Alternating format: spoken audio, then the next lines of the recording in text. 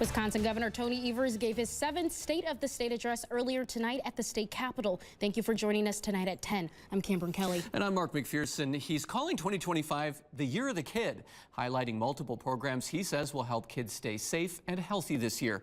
We have team coverage outside the Capitol building with WMTV's Tabitha Bland and our State Capitol Bureau Chief Vanessa Kelson. And we want to get straight to Vanessa, who has immediate takeaways from his speech. Vanessa.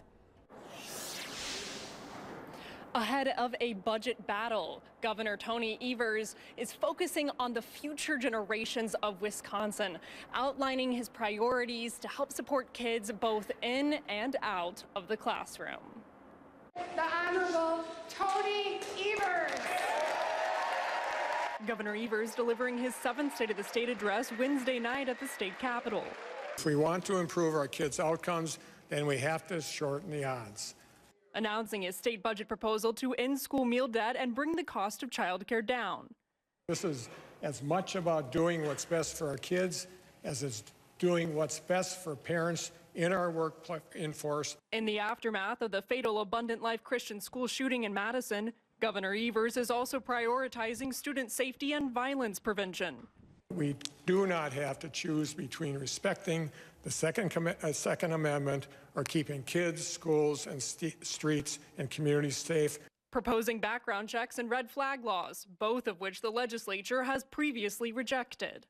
We should be able to get this common self stuff done with bipartisan support, folks. This speech comes just 2 days after Republican President Donald Trump was inaugurated in D.C. Tonight, Governor Evers dedicated part of his speech to the immigrants of Wisconsin, saying he's willing to work with anyone, but calling the current system unworkable. Live from the state capitol, Vanessa Kelson.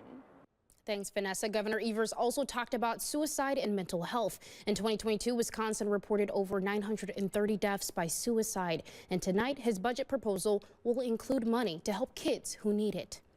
Tonight, I'm announcing my budget proposal will invest nearly $300 million to provide comprehensive mental health services in schools statewide, including support for peer-to-peer suicide prevention programs and expanded mental health training. He added, if you know someone is struggling, you can call or text 988 or visit 988lifeline.org. And State Superintendent Jill Underly is applauding Evers' message on mental health. In a statement, Dr. Underly calls her proposal straightforward and necessary and says too many kids are facing severe mental health challenges. Our team coverage continues now with reaction from Republicans tonight. WMTV's Tabitha Bland joins us live with more on what Speaker Robin Vos had to say. Tabitha.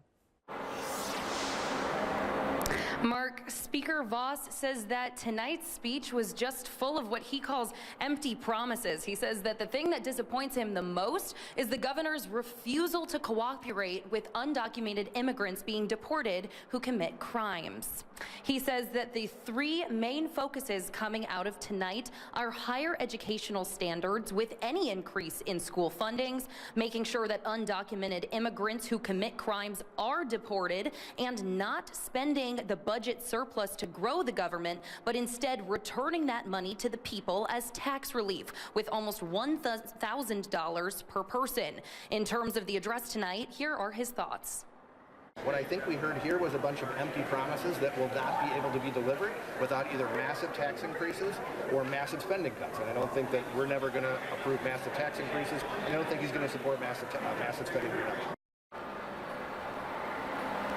Vos says that he will be introducing new legislation regarding deportation next week. And when pressed on what exactly that means, he says that it will require that everyone has to follow the law and cooperate with ICE. In the state capitol, Tabitha Bland, WMTV 15 News.